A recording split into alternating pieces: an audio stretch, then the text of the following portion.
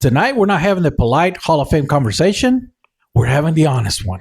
Every year, the Hall of Fame tells us what football values, dominance, longevity, rings, and moments. Now, every year fans argue because sometimes they get it wrong. So tonight, let's go ahead and put resumes on the table. No nostalgia goggles here. All right? No last names carrying weight. Just football. Nope. If your favorite player is on this list, then don't get mad. Get involved. Because conversations like these is why the Hall matters. Yeah, so hit that like button right now if legacy matters more than feelings. Because some resumes are about to be tested. Oh, yeah.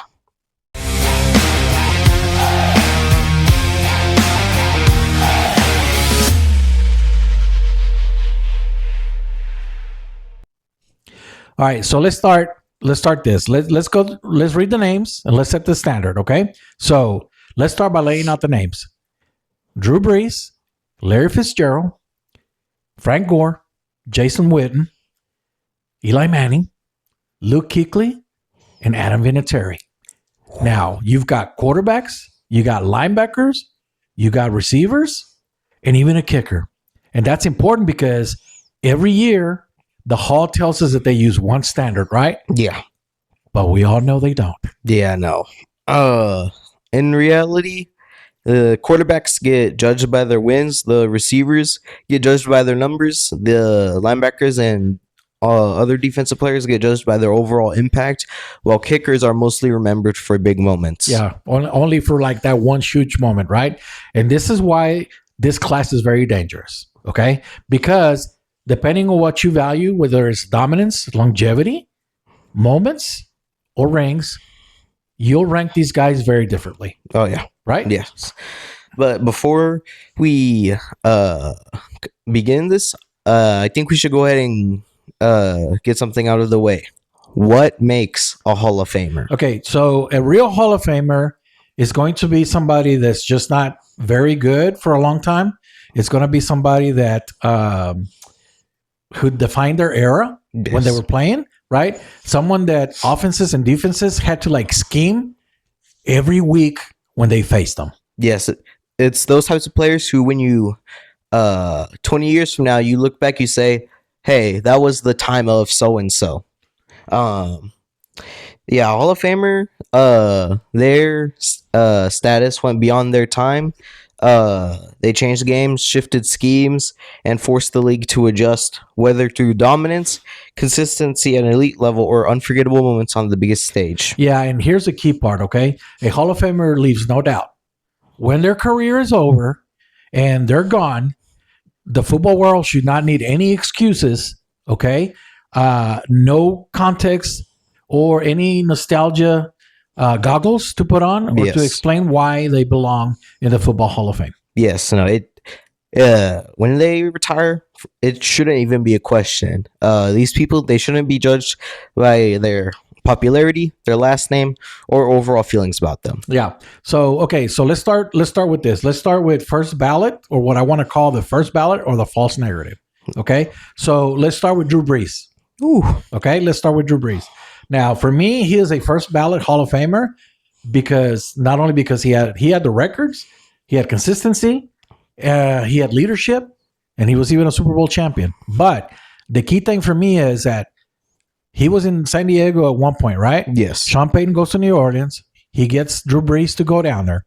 Now, this is right about the time that New Orleans was dealing with that devastation after Hurricane Katrina. So that city needed something to give it some hope because of everything they were dealing with. Now, Drew Brees coming down there and being part of the Saints was a good thing. That whole year, it was a different thing, right? And I will say this, on that first game, what set the momentum for the New Orleans Saints, for not just for that game, but for the rest of the season, to go on and win the Super Bowl championship that year, was when Steve Gleason blocked that punt and they ran it back for a touchdown.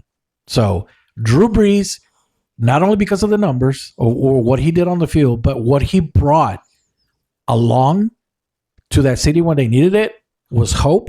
And to me, that that's why he is a first ballot Hall of Famer. Yes. Well, I do think he was a overall great player. I will say though, I will say that he probably does have a few stains on him, such as Bountygate in the Super Bowl winning season, having to play in these same eras, such as other elite players like Tom Brady, Peyton Manning, Aaron Rodgers, Ben Roethlisberger. Uh, and overall, uh, I feel like even towards the end of his career, they had multiple chances to get it done, but just never achieved it. I feel like really after the that Super Bowl season in 2010, then everything they I don't want to say they stagnated, but they kind of just like stalled. They were still heading up, but they just never got back to the big stage. Okay. Well, what does Bountygate have anything to do with him getting in the Hall of Fame? I mean, he's not the one that called for that. Well, yes, but it put a stain on their season. Bountygate is what got them to that level, along with him playing. He was helped out by that. Like I still think they could have won the Super Bowl without it, but that was just unnecessary, and I feel like that that should be something not like worth taking note of, but at least something to remember. Okay, that he wasn't like perfect. Okay, well, we're gonna have that conversation when Tom Brady comes up for the Hall of Fame. Right? Yes. You just told me because of Yes. Bountygate. We're going to have the same conversation about Tom Brady because not only did they had Spygate, Oh yeah, and they also had Deflategate. yeah. I know. So that's we're what. going to have that conversation. That's what just kept Bill Belichick out of the Hall of Fame this year. Well, well. So A lot of fans are still mad about that. don't be surprised if the same thing somehow keeps Tom Brady out. Okay, well that's fine, but let's leave Bountygate out. Let's leave all that stuff Okay. out. Let's talk about what the man did on the field. Okay. What he did for the game. This guy, okay, this was no accident. This guy threw for over 5,000 yards in multiple seasons every year. Yes. That's what I'm talking about. In an indoor stadium with an offensive-minded coach during a pass-heavy time period. Okay, all right. But you just mentioned Peyton Manning. Yes. You mentioned Tom Brady. You mentioned all these guys that played in the same era. So you're judging them by that as well? Because if you are, then okay. So are you telling me he's not a first ballot Hall of Famer? Oh no. I still think he can be, but I just feel like you always have to take, even if they're just like the littlest things, into consideration. He's probably gonna get in. I think he will, in fact, get in, but I will say though, while he is great, I do think there is a player on this list that was at his level during the same time period, if not even better than him. And that player is none other than the wide receiver, Larry Fitzgerald. Okay, but before we get to Larry Fitzgerald, so all this context that you just threw out about Drew Brees, that's fine.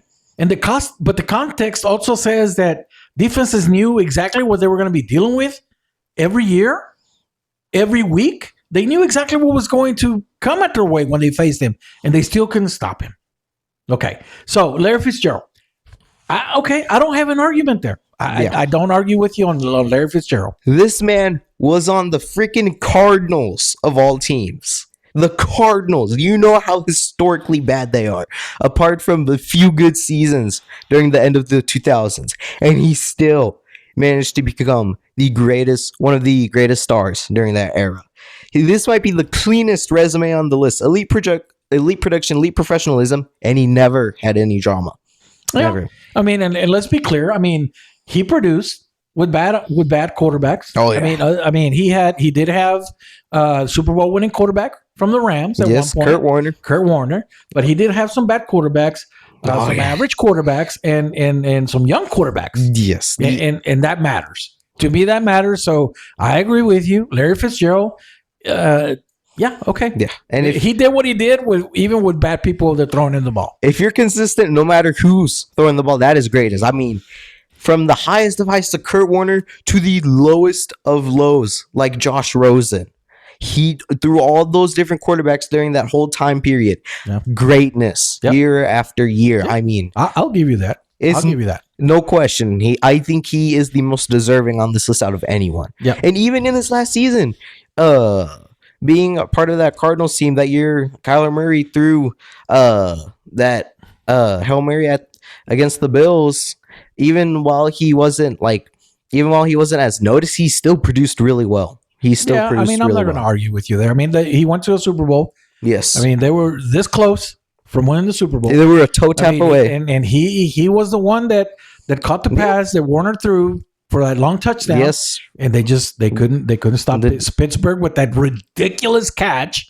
in the corner, that tippy toe, right? By Plaxico Burress. Probably was it Plaxico Burress? It was no, Plaxico Burress was with the Giants. It was God, I can't remember his name. Yeah. So anyway, well, let's not veer off. So okay, Frank Gore. This is where the room splits. This is where the room splits, right? And why is that? Because longevity alone should not guarantee a gold jacket. Yes, son. But he is third all time in rushing. Yeah, but when was he ever the best running back in the NFL? Not top 3, but the best.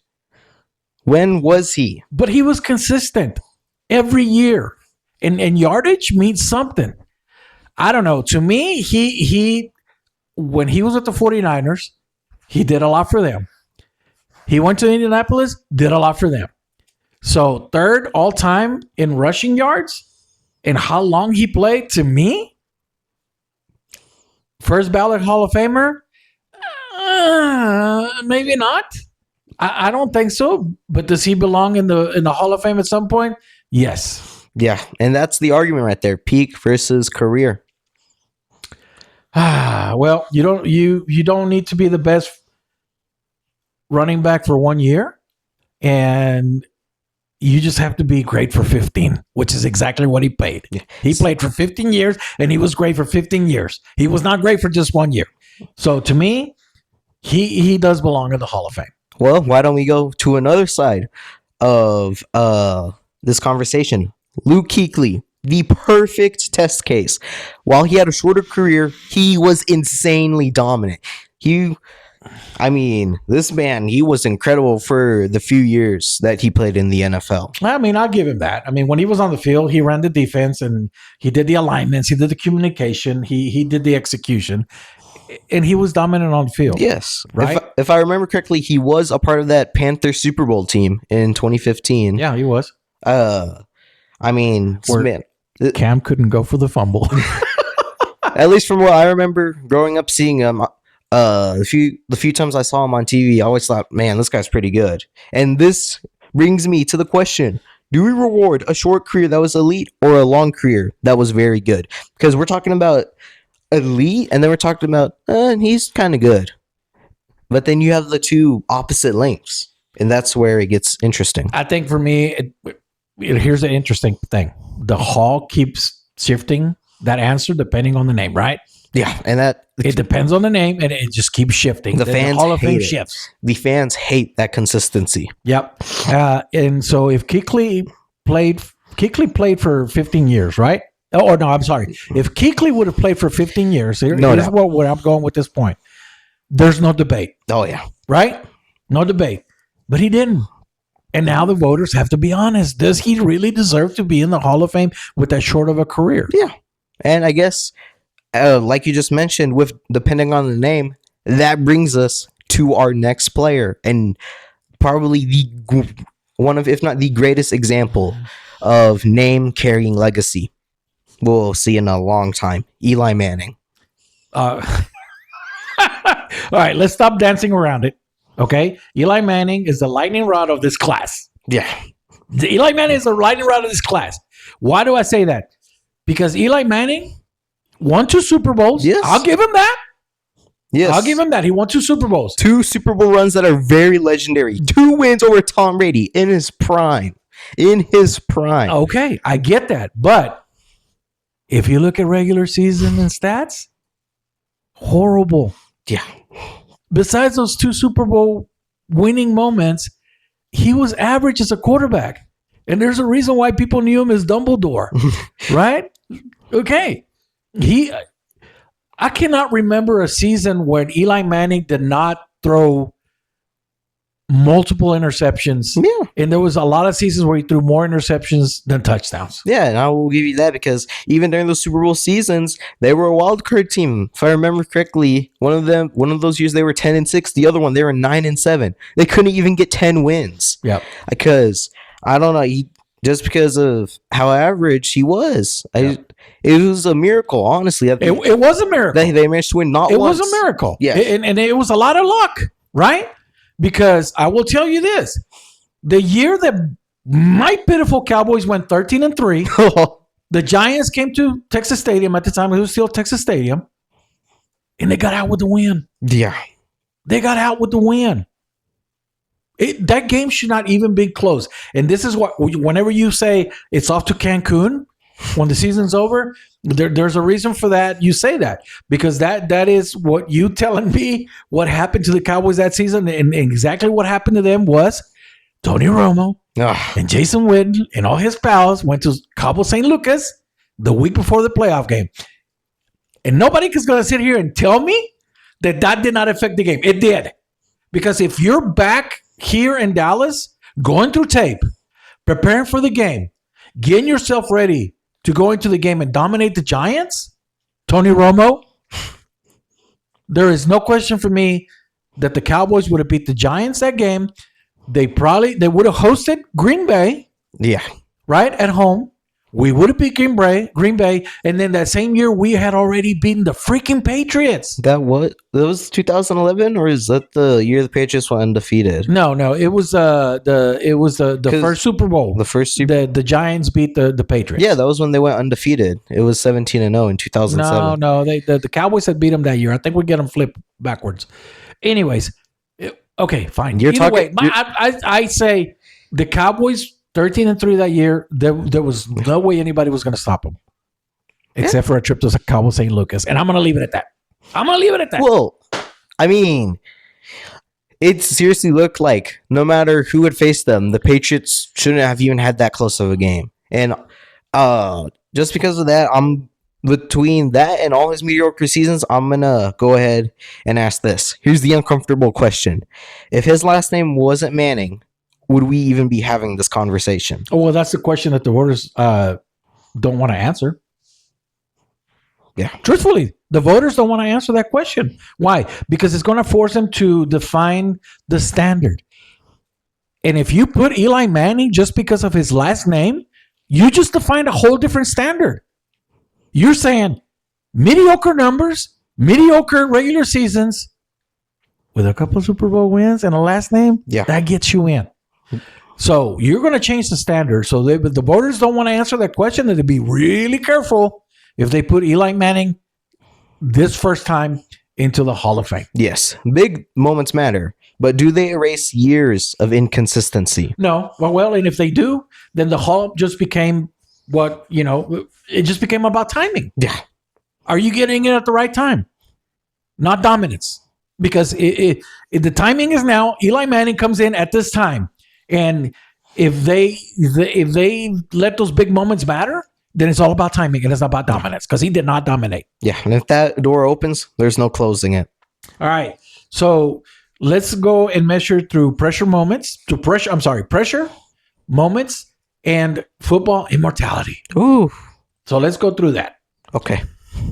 So tell me, Adam Vinatieri. Ooh, this is probably the most interesting case here. He didn't rack up the stats the way others did, but he built a legacy based on pressure. Yeah, and when the season one was on the line, he didn't blink, right? I mean, especially in that first Super Bowl when they faced your Rams. Yeah. Mark Martz and the greatest show on turf. They were in the game, and it got down to that last second kick. Yeah. And any other person that could not handle the pressure could not have kicked that field goal. And to me, Adam Vinatieri defined himself as one of the greatest kickers ever. Yeah. In that moment. But further on, what he did throughout his career, he didn't just have that one game-winning quick kick. I'm pretty sure all 3 Super Bowls the Patriots won in the 2000s, it had to come down to a last-second kick from him. Yeah. He basically established that dynasty when it needed to be established. But I will say this, that brings us back to the same question. How much do the big moments matter? Well, I mean, because if pressure defines greatness, then this case is all right with is airtight with me. Yeah. Because if pressure defines greatness, he He's- was great under pressure. Oh yeah, he probably the best kicker, the best clutch kicker ever. There's no doubt about it. It is the NFL would look so drastically different. The history would look of the NFL would look so drastically different if it had not been for him Right today. Yes. Right, and he paved the way. Yes. He paved the way for kickers. Right, Mike Vanderjagt at that time. Right, one of the greatest kickers. Could he get it done? He couldn't get it done for Indianapolis. Right, he missed a couple of field goals in playoffs. So Mike Vanderjagt, not tough in moments, not in pressure moments. But the other thing that Vinatieri did is he paved the way for other kickers. Yeah. Years forward, another Patriots kicker by the name Of Steven Gostkowski. Yes. another money. It seemed like they just went from Adam Vinatieri to Adam Vinatieri reincarnated. Yep, that's exactly right. And listen, when Vinatieri left the Patriots and he went to the Colts, what happened? They went to the Super Bowl. Yep. And he won a Super Bowl with the Colts. The Colts, yep. Right? Because Vanderjagt couldn't get it done, so they got rid of him. He came to the Cowboys, stole money. You stole our money, Mike Vanderjagt, and then you just ran off. Okay? So, but then Vinatieri goes to Indianapolis. They go on and they win one Super Bowl. Yeah. Okay? So, to me, no question. Kicker, yes. Position that doesn't have the stats, well, I mean, unless you're counting points, has a lot of points. But he is a guy that defined a position for a football team that depended on him to win Super Bowls, because it wasn't just one time that he kicked a field goal in the final seconds in the Super Bowl to win it. There was multiple times. Yes. Multiple times. I think, hear me out. I think that those things makes him not even a top 5, but a top 3 kicker of all time. Yes. Even with all these other kickers having these statistics and all that, no one defined pressure more than Adam Vinatieri. Yep. All right. So let's go to our final segment, if we want to call it that. And this is what I call no ducking moments. Okay? No ducking. I mean, I'm sorry, no ducking questions. No ducking questions. Okay. So best player in the class. No explanation. Larry Fitzgerald. Okay. I'm not going to argue with you on that one right there. A player who changes the Hall of Fame standard. Eli Manning. No doubt. No doubt, because he's going to get in. Because Daddy Manning is probably going to politic just like he did when he got drafted. He didn't want him to go to San Diego. So he perpetrated that whole trade. He went to the Giants. Phillip Rivers ended up in San Diego, blah, blah, blah. Daddy, and then, then he's got brother Peyton. So I don't know. Yes, he will definitely define or change the Hall standard. I completely agree with you. One player the fans protect too much. Frank Gore. I'm sorry, but this man was just not it. Especially in the big moments. He was just not it. Because if you remember, they had those big moments, such as if I'm correct, he was still on the team when they went to the NFC Championship against the Giants. What happened? All right, They couldn't get it done. I'm not going to argue with you there. He was not it. I'm sorry. But I still believe that he belongs in the Hall of Fame. Yeah. Is he a first ballot Hall of Famer? Probably not. No way. And he's going to get protected by fans because they're going to say, yes, he is a first ballot Hall of Famer because of what he did for 15 plus years. Yeah. So, all right. So let's turn it over to the audience.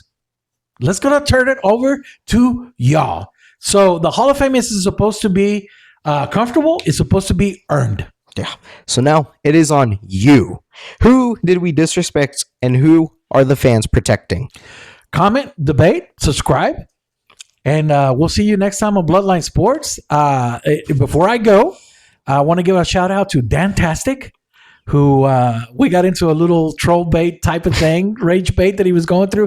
Dantastic, thank you for subscribing, man. Not the first I've heard it from. Not the first guy I've heard it from. So I'm glad you're subscribed, man.